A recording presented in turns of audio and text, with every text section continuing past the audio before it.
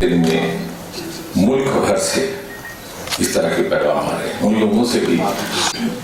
اب جہاں تک پارٹی کا تعلق ہے، جیسے آج ہم سب اس کے قوے سے بھی ملے،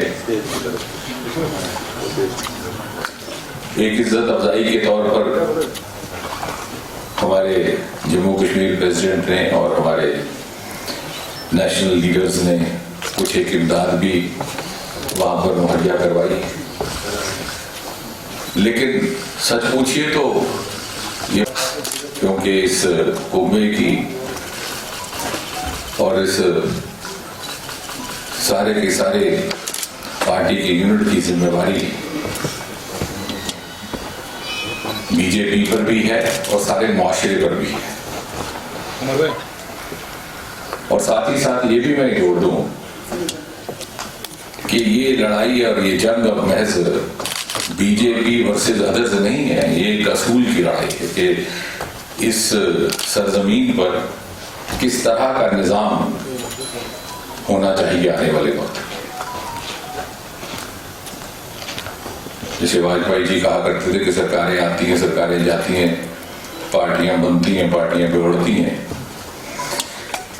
لیکن ملک رہنا چاہیے. تو میں یہ کہوں گا کہ معاشرہ رہنا چاہیے.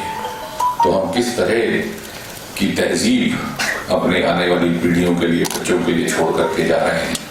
اگر آپ بانڈی پورہ میں اس کے گھر جاتے تو آپ کو احساس ہو.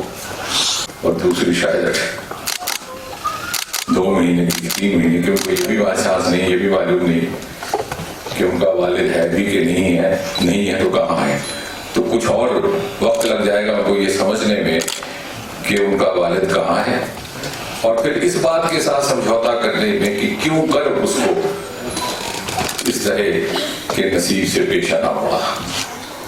اور یہ جو سوال ہے یہ سیاست کے دائروں سے اٹھ کر کے بڑے بڑے فلسفی بھی اس کا جواب دینے میں ناکام رہے.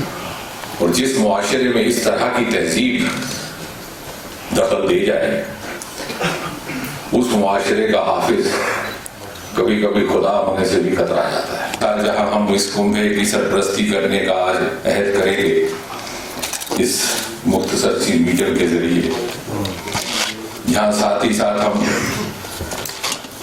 اپنے آپ کو ایک بار پھر سے بھارتی جنتا پارٹی اور ہندوستان کی سالمیت کے لیے وقف کریں گے، وہیں ساتھ ہی ساتھ یہ بھی بیڑا اٹھائیں گے، ایک مہم شروع کر دیں کہ آخر کار آپ کی پارٹی کوئی بھی ہو، آپ کا فلسفہ کوئی بھی ہو، لیکن کس طرح کا معاشرہ چاہیے کشمیر کے عوام کو.